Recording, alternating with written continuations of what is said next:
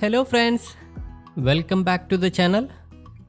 ഇന്നത്തെ വീഡിയോയിൽ solar capacity പ്ലാനിങ്ങിൻ്റെ ഇമ്പോർട്ടൻസിനെ പറ്റിയാണ് ഡിസ്കസ് ചെയ്യാൻ പോകുന്നത്. നമ്മൾ വീട്ടിൽ സോളാർ ഇൻസ്റ്റാൾ ചെയ്യുന്നത് കറണ്ട് ബില്ല് കുറയ്ക്കുക എന്ന ലക്ഷ്യത്തോടെയാണ്. പക്ഷേ സോളാർ ഇൻസ്റ്റാൾ ചെയ്യുമ്പോൾ സോളാർ കപ്പാസിറ്റി പ്ലാനിങ്ങിൽ വേണ്ടത്ര ശ്രദ്ധ കൊടുത്തില്ലെങ്കിൽ സോളാർ നമുക്ക് തന്നെ പാരയായി മാറുന്നതാണ്. ഇന്നത്തെ വീഡിയോയിൽ 2 സെഷനായിട്ടാണ് തിരിച്ചിരിക്കുന്നത്. ഫസ്റ്റ്, 25 യൂണിറ്റ് അധികം ഇമ്പോർട്ട് ചെയ്ത ഒരു സോളാർ കസ്റ്റമറിൽ നിന്നും KCB ഈടാക്കുന്ന ചാർജസ് എന്തൊക്കെയാണെന്ന് കാണാം. സെക്കൻഡ്, വീട്ടിൽ സോളാർ ഇൻസ്റ്റാൾ ചെയ്യാൻ വേണ്ടി പാനൽ കപ്പാസിറ്റി സെലക്ട് ചെയ്യുമ്പോൾ ശ്രദ്ധിക്കേണ്ട കാര്യങ്ങൾ. ഇത് പുറപ്പുറം സോളാർ പദ്ധതി വഴി സോളാർ ഇൻസ്റ്റാൾ ചെയ്ത ഒരു കസ്റ്റമറുടെ കറണ്ട് ബില്ലാണ്. ഇവർ ടാറ്റയുടെ മോണോഫേഷ്യൽ പാനൽസ് ആണ് ഇൻസ്റ്റാൾ ചെയ്തിരിക്കുന്നത്. കണക്ഷൻ സിംഗിൾ ഫേസ് ആണ്. Bill date 3rd June 2024. Due date 13 June 2024. Connected load 3.08 kW. KCBയിൽ അടച്ചിരിക്കുന്ന സെക്യൂരിറ്റി ഡെപ്പോസിറ്റ് എമൗണ്ട് 2829 രൂപ. കഴിഞ്ഞ മാസം റീഡിംഗ് എടുത്ത ഡേറ്റ് 2nd May 2024. ഇനി മെയ് മാസത്തിൽ ഈ കസ്റ്റമർ ഇമ്പോർട്ട് ചെയ്ത കറണ്ട് എത്രയാണെന്ന് നോക്കാം. ഈ കാണുന്ന ഇനീഷ്യൽ റീഡിംഗ് ആണ് കഴിഞ്ഞ മാസം റീഡിംഗ് എടുത്തപ്പോൾ ഉള്ള ഇമ്പോർട്ട് വാല്യൂ 4711. ജൂൺ 3-ാം തീയതിയുള്ള റീഡിംഗ് ആണ് ഫൈനൽ റീഡിംഗ് 5010. ഇവ തമ്മിലുള്ള വ്യത്യാസമാണ് മെയ് മാസം ഇമ്പോർട്ട് ചെയ്ത ടോട്ടൽ യൂണിറ്റ് 299. ഇനി പകൽ സമയത്ത് KCBയിലേക്ക് എക്സ്പോർട്ട് ചെയ്ത യൂണിറ്റ് എത്രയാണെന്ന് നോക്കാം. Initial reading 5386, final reading 5660. ഇവ തമ്മിലുള്ള വ്യത്യാസമാണ് മെയ് മാസം എക്സ്പോർട്ട് ചെയ്ത കറണ്ട് 274. ഇമ്പോർട്ട് മൈനസ് എക്സ്പോർട്ട് ചെയ്തു കഴിഞ്ഞാൽ 25 യൂണിറ്റ് മെയ് മാസത്തിൽ ഈ കസ്റ്റമർ KCBയിൽ നിന്ന് കൂടുതലായി ഇമ്പോർട്ട് ചെയ്തു എന്ന് കാണാം. 25 യൂണിറ്റ് കൂടുതലായി ഇമ്പോർട്ട് ചെയ്തപ്പോൾ KCB ഈ കസ്റ്റമറിൽ നിന്ന് ഈടാക്കിയ ചാർജസുകൾ എന്തൊക്കെയാണെന്ന് നോക്കാം. ഫിക്സഡ് ചാർജായി 213 രൂപ 33 പൈസ. ഫിക്സഡ് ചാർജ് എങ്ങനെയാണ് കണക്കാക്കുന്നതെന്ന് നോക്കാം. അതിനായി പാനൽ മെയ് മാസം ജനറേറ്റ് ചെയ്ത ടോട്ടൽ കറണ്ട് എത്രയാണെന്ന് അറിയേണ്ടതുണ്ട്. ഈ കാണുന്നതാണ് solar generation table. Initial reading 7056, final reading 7410. ഇവ തമ്മിലുള്ള വ്യത്യാസമാണ് പാനൽ ജനറേറ്റ് ചെയ്ത ടോട്ടൽ കറണ്ട് 354. ഈ 354നോട് ഇമ്പോർട്ട് ചെയ്ത യൂണിറ്റ് കൂട്ടുകയും എക്സ്പോർട്ട് ചെയ്ത യൂണിറ്റ് കുറയ്ക്കുകയും ചെയ്താൽ കിട്ടുന്നതാണ് 379 യൂണിറ്റ്.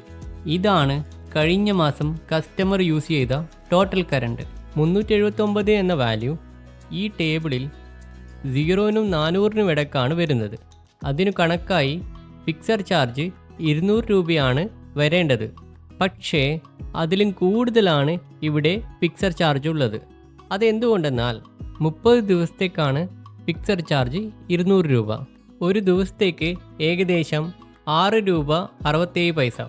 മെയ് മാസത്തിൽ 31 ദിവസമുണ്ട്, അതായത് ഒരു ദിവസം എക്സ്ട്രാ. ഇതുകൂടാതെ KCB ലാസ്റ്റ് മീറ്റർ റീഡിംഗ് എടുത്തത് മെയ് 2-ാം തീയതി. ഈ മാസം റീഡിംഗ് എടുത്തത് ഒരു ദിവസം വൈകി ജൂൺ 3-ാം തീയതിയാണ്, അതായത് ഒരു ദിവസം കൂടി. ടോട്ടൽ 32 ദിവസത്തേക്കുള്ള ഫിക്സഡ് ചാർജാണ് 213.33. നെക്സ്റ്റ്, എനർജി ചാർജസായി 81 രൂപ 25 പൈസ. നമ്മൾ കൂടുതലായി ഇമ്പോർട്ട് ചെയ്ത യൂണിറ്റിന് KCB എനർജി ചാർജ് ഈടാക്കുന്നുണ്ട്. ഈ കസ്റ്റമർ 25 യൂണിറ്റാണ് അധികം ഇമ്പോർട്ട് ചെയ്തത്. അത് 50-ൽ താഴെ ആയതുകൊണ്ട് ഒരു യൂണിറ്റിന് 3 രൂപ 25 പൈസ നിരക്കിൽ 25 യൂണിറ്റിന് 81 രൂപ 25 പൈസ. അതിൻ്റെ കൂടെ ഫ്യൂവൽ ചാർജായി 2 രൂപ 25 പൈസയും ഓട്ടോ റിക്കവറി 2 രൂപ 50 പൈസയും. ടോട്ടൽ 86 രൂപ. അതർ ചാർജസിൽ എനർജി ഡ്യൂട്ടി 8 രൂപ 13 പൈസ. ഇത് എനർജി ചാർജസിൻ്റെ 10% ആകുന്നു. 32 ദിവസത്തേക്കുള്ള മീറ്റർ റെൻ്റ് 32 രൂപ. സെൽഫ് ജനറേഷൻ ചാർജസായി 53 രൂപ 10 പൈസ. ടോട്ടൽ ജനറേറ്റ് ചെയ്ത യൂണിറ്റായ 354നെ 15 പൈസ കൊണ്ട് മൾട്ടിപ്ലൈ ചെയ്താൽ കിട്ടുന്നതാണ് സെൽഫ് ജനറേഷൻ ചാർജ്. ഇവ കൂടാതെ GST ആയി 5 രൂപ 76 പൈസ. അങ്ങനെ എല്ലാ ചാർജസും ആഡ് ചെയ്ത് ടോട്ടൽ എമൗണ്ട് 398 രൂപ. ഇവിടെ റിമാർക്സിൽ സെക്യൂരിറ്റി ഡെപ്പോസിറ്റിൻ്റെ ഇൻട്രസ്റ്റ് 191 രൂപ റീഫണ്ട് ആയിട്ടുണ്ടെന്ന് കാണാം. അതുകൂടി കുറച്ച് കസ്റ്റമർ അടക്കേണ്ട ഫൈനൽ എമൗണ്ട് 207 രൂപ. ഈ കസ്റ്റമറുടെ solar capacity 3.52 kilo volt. KSEB solar meter install ചെയ്ത് പ്രൊഡക്ഷൻ സ്റ്റാർട്ട് ചെയ്ത ഡേറ്റ് 24 സെപ്റ്റംബർ 2022. ഇനി ബാങ്ക് സ്റ്റേറ്റ്മെൻറ്റ് നോക്കാം. മെയ് മാസം ഇമ്പോർട്ട് ചെയ്ത ടോട്ടൽ യൂണിറ്റ് 299, എക്സ്പോർട്ട് ചെയ്ത യൂണിറ്റ് 274, കൂടുതലായി കൺസ്യൂം ചെയ്ത യൂണിറ്റ് 25. ബാങ്ക് ഓപ്പണിംഗ് വാല്യൂവും ബാങ്ക് ക്ലോസിംഗ് വാല്യൂവും 0 ആണെന്നും കാണാം. ഇനി കൺസപ്ഷൻ റിപ്പോർട്ട് നോക്കാം. ഏപ്രിൽ മാസത്തിൽ കസ്റ്റമർ ഇമ്പോർട്ട് ചെയ്ത യൂണിറ്റ് 322, എക്സ്പോർട്ട് ചെയ്ത യൂണിറ്റ് 250. ഏപ്രിൽ മാസം KSEBയുടെ ബിൽ സൈക്കിൾ സ്റ്റാർട്ട് ചെയ്യുന്നതിനാൽ ഓപ്പണിംഗ് ബാങ്ക് ബാലൻസ് എപ്പോഴും 0 ആയിരിക്കും. കൂടാതെ 72 യൂണിറ്റ് കൂടുതലായി ഇമ്പോർട്ട് ചെയ്തു എന്നും കാണാം. 72 യൂണിറ്റ് അധികം ഇമ്പോർട്ട് ചെയ്തപ്പോൾ KSEB ഈടാക്കുന്ന ചാർജസിനെ പറ്റി ഒരു വീഡിയോ ഈ ചാനലിൽ മുൻപേ ഞാൻ ഇട്ടിട്ടുണ്ട്. അത് കാണുവാനായി ചാനലിൻ്റെ മെയിൻ പേജിലുള്ള പ്ലേലിസ്റ്റ് ക്ലിക്ക് ചെയ്യുക. KSEBയുടെ സോളാർ ബിൽ എന്ന പ്ലേലിസ്റ്റ് ക്ലിക്ക് ചെയ്താൽ മൈ ഫസ്റ്റ് സോളാർ ബിൽ എന്ന വീഡിയോ കാണാം. കൂടുതൽ വിവരങ്ങൾക്ക് ആ വീഡിയോ കാണുക. ഇനി മെയ് മാസത്തിൽ കസ്റ്റമർ ഇമ്പോർട്ട് ചെയ്ത കറണ്ട് 299, എക്സ്പോർട്ട് ചെയ്ത യൂണിറ്റ് 274, അധികമായി കൺസ്യൂം ചെയ്ത യൂണിറ്റ് 25. മെയ് മാസത്തിൽ ബാങ്ക് ക്ലോസിംഗ് ബാലൻസ് 0 ആണെന്നും കാണാം. ഇവിടെയാണ് KSEB bill cycle April to മാർച്ചായി മാറ്റിയപ്പോൾ പ്രോപ്പർ സോളാർ പ്ലാനിംഗ് ചെയ്യാത്തതുകൊണ്ട് ഈ കസ്റ്റമർ കഴിഞ്ഞ ഏപ്രിൽ മാസവും മെയ് മാസവും കൂടുതലായി യൂണിറ്റ് ഇമ്പോർട്ട് ചെയ്തപ്പോൾ അതിനൊക്കെ എനർജി ചാർജസ് പേ ചെയ്യേണ്ട സാഹചര്യമാണ് വന്നത്. പലരും സോളാർ ഇൻസ്റ്റാൾ ചെയ്യുന്ന സമയത്ത് വീട്ടിൽ എത്ര ലോഡ് കണക്ട് ചെയ്തു എന്നതിന് ആനുപാതികമായിട്ടാണ് സോളാർ പാനൽ കപ്പാസിറ്റി ഡിസൈഡ് ചെയ്യുന്നത്. ഒരു ഉദാഹരണത്തിന് ഈ കസ്റ്റമറുടെ കേസിൽ വീട്ടിൽ കണക്ട് ചെയ്തിരിക്കുന്ന ലോഡ് 3.08 കിലോ വോൾട്ട്.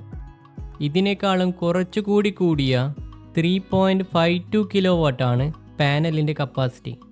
എന്നിട്ടും എല്ലാ മാസവും KSEBയിലേക്ക് എനർജി ചാർജസ് കൊടുക്കേണ്ടി വരുന്നു. ഇവിടെയാണ് ഒരു മെയിനായ കാര്യം ശ്രദ്ധിക്കേണ്ടത്. എൻ്റെ വ്യൂവേഴ്സിന് മനസ്സിലാക്കാൻ വേണ്ടി ഈ കസ്റ്റമറുടെ ഡാറ്റ ഒരു ഗ്രാഫിലേക്ക് മാറ്റിയിട്ടുണ്ട്.